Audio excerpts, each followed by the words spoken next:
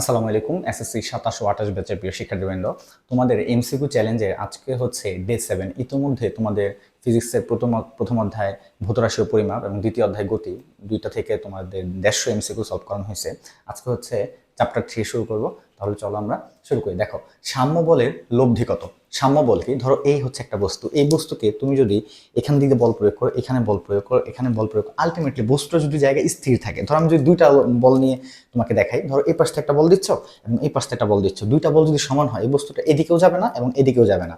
অর্থাৎ কোনো বস্তুর উপর যখন একাধিক বল প্রয়োগ করলে বলের লব্ধি অর্থাৎ যোগফলটা শূন্য হবে, বস্তুটা ওই জায়গায় দিব্যি দাঁড়িয়ে থাকবে, সেটা হচ্ছে কি সাম্য বল।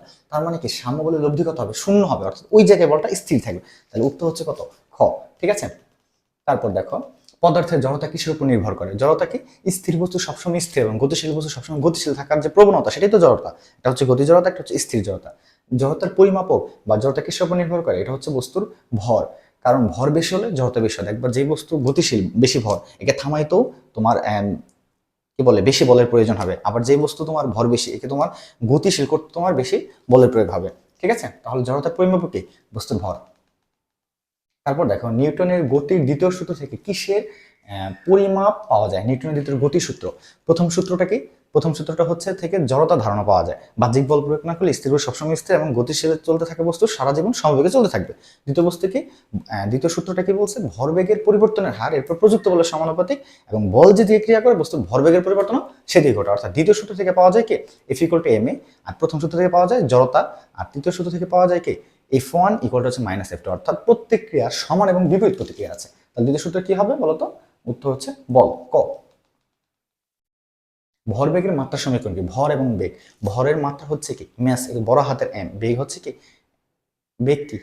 বেগ হচ্ছে এম এস ইনভার্স 1। তাহলে কি হবে? ও মাত্রা সমীকরণ নির্ণয় করতে বলছে, তাহলে কি হবে? এল টি ইনভার্স 1 আর হচ্ছে বড় হাতের এম, তাহলে এম এল টি ইনভার্স 1। উত্তর হচ্ছে ক। বুঝতে পারছো? আমরা একক থেকে মাত্রা নিয়ে আসতে পারি। একক হচ্ছে কেজি, এর মাত্রা বড় হাতের এম, আর বেগ হচ্ছে এম এস ইনভার্স 1। এম তো মিটার, তার মানে এখানে এল হবে। টি হচ্ছে টাইম, তার মানে এখানে সরি এস, এস হচ্ছে টাইম, তার মানে এখানে টি হবে। ক্লিয়ার? ইনভার্স 1। ওকে। তারপর দেখো, মহাকর্ষ বল কোন ধরনের বল? পৃথিবীতে প্রত্যেকটা বস্তু একে অপরকে আকর্ষণ করে। এখানে দেখো, আমার সাথে এই টিভির একটা আকর্ষণ বল আছে, আমার সাথে এই মোবাইলের একটা আকর্ষণ বল আছে। এটা কি স্পর্শের প্রয়োজন হয়? হয় না। তাহলে কোন ধরনের বল হবে? এটা হবে অস্পর্শ, কি হবে? অস্পর্শ বল। ঠিক আছে। লুব্রিকেন্ট ব্যবহার করলে ঘর্ষণ বলের কি পরিবর্তন ঘটে? তুমি যখন লুব্রিকেন্ট, তেল এসব ব্যবহার করো, তখন কি ঘর্ষণটা কি বাড়বে না কমবে? বলতো ঘর্ষণ কমে যায়, বস্তু গতিশীল হবে। তাহলে ঘর্ষণ বলের কি পরিবর্তন ঘটে? ঘর্ষণ বল বাড়ে না কমে? কমে। তার মানে উত্তর হচ্ছে হ্রাস পায়। 1 নিউটন বলের মান কত? দেখো, 1 নিউটন মানে কি? F equal to M A, 1 kg এবং 1 মিটার পার সেকেন্ড স্কোয়ার। অর্থাৎ কি হবে? Kg M S inverse 2। দেখো, কেজি এম এস ইনভার্স 2 হচ্ছে উত্তর খতে। তার মানে উত্তর হচ্ছে খ। খুবই সহজ কোশ্চেন, বাট পরীক্ষায় তোমরা তাড়াহুড়ো ভুল করে ফেলো। চলন্ত বাস হঠাৎ ব্রেক করছে, যাত্রীরা সামনের দিকে হেলে পড়ে কেন? তুমি তো সামনে গতিশীল জড়তা, আর হঠাৎ করে যখন থামো তখন বস্তুর গতি ছিল, যখন ব্রেকটা করছে তখন সামনের দিকে হেলে পড়ে। এটা কি হচ্ছে ভাই? এটা হচ্ছে গতি জড়তা। কি জড়তা? গতি জড়তা। অর্থাৎ গতিশীল বস্তু সবসময় গতিশীল থাকতে চায়। দুটি বস্তুর সংঘর্ষে কোন রাশিটি সংরক্ষিত হয়? যখন দুইটা বস্তুর সংঘর্ষ হয় তখন বস্তুর ভরবেগ সংরক্ষিত হয়। আর যদি গতি শক্তি সংরক্ষিত হয় তাহলে সেটা স্থিতিশীল সংঘর্ষ হয়। ঠিক আছে। তার মানে কোনটি সবসময় সংরক্ষিত থাকবে? সেটা হচ্ছে কি? ভরবেগ। উত্তর হচ্ছে কি? খ। নিউটনের গতির প্রথম সূত্র কোনটি জানা যায়? বল ও জড়তা। দেখো, নিউটনের প্রথম সূত্র থেকে বলের সংজ্ঞামূলক ধারণা এবং বস্তুর জড়তা সম্পর্কে ধারণা পাওয়া যায়। নিচের কোনটি মৌলিক বল নয়? দেখো, মহাকর্ষ বল একটা মৌলিক বল, তড়িৎচুম্বকীয় বল একটা মৌলিক বল, সবল নিউক্লিয় বল একটা হচ্ছে দুর্বল নিউক্লিয় বল। আর ঘর্ষণ বল কোনো মৌলিক বলের উদাহরণ। এটা তড়িৎচুম্বকীয় বলের এক প্রকার রূপ। ঠিক আছে। চাকার গতি কোন ধরনের? ঘুরে ঘুরে চলে না, এই জন্য এটা কি? এটা হবে উত্তর গ, আবর্ত ঘর্ষণ, অর্থাৎ ঘুরে ঘুরে চলে চাকা। ঠিক আছে।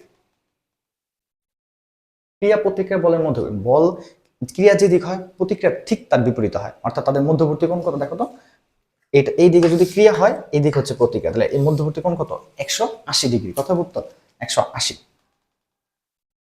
নিউটনের তৃতীয় সূত্র অনুসারে কোনটি পাওয়া যায় বললাম?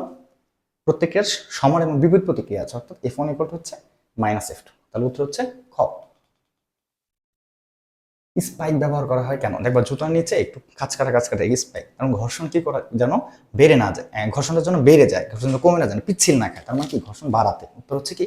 খ। বাড়া কমা একটু চিন্তা করে দিও, হুট করে ভুল দাগিয়ে ফেলো না। হ্যাঁ।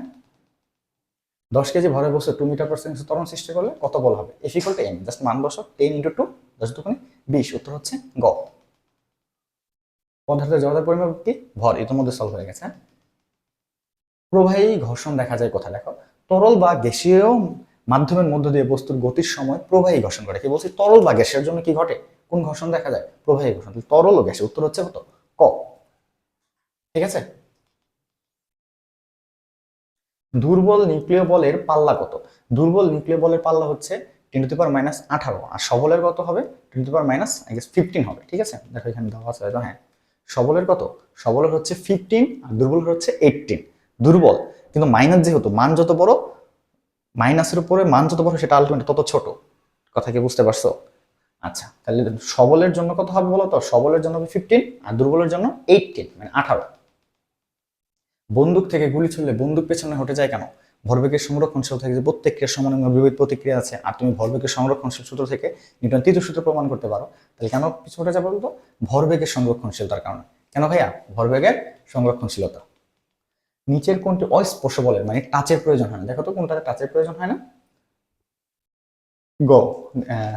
নিচের কোনটি অস্পর্শ বলের উদাহরণ, মানে টাচ লাগে না? ঘর্ষণ বলে টাচ লাগে, তারপর হচ্ছে টান বলেও টাচ লাগে, তারপর সংঘর্ষ বলে তো টাচ লাগে, তড়িৎ বলে মানে ওই যে ম্যাগনেট, যে তুমি দেখো ম্যাগনেট দিয়ে একটা ক্রিয়া করো, এভাবে কিন্তু তোমার টাচের প্রয়োজন। এগুলো হচ্ছে কি? অস্পর্শ বল। তড়িৎ বল কোনো স্পর্শ ছাড়াই দুটি চার্জিত বস্তুর মধ্যে ক্রিয়া করে।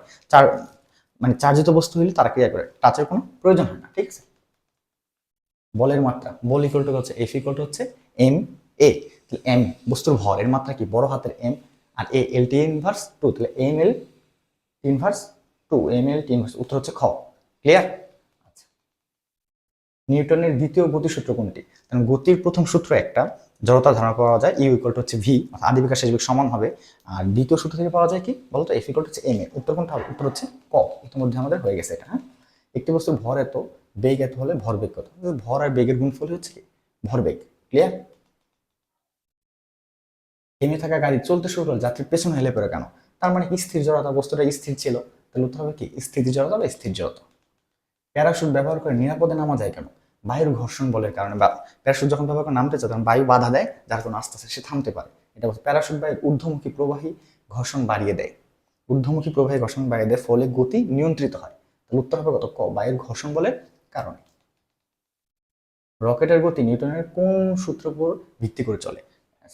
রকেটের গতি কোনটা হবে? নিউটনের তৃতীয় সূত্র হবে। কোন সূত্র হবে? তৃতীয় সূত্র। কেন? দেখো, রকেটের জ্বালানি পেছন দিকে গ্যাস নির্গমন করে, এটা হচ্ছে ক্রিয়া, এবং রকেট সামনের দিকে এগিয়ে যায়, এটা হচ্ছে প্রতিক্রিয়া।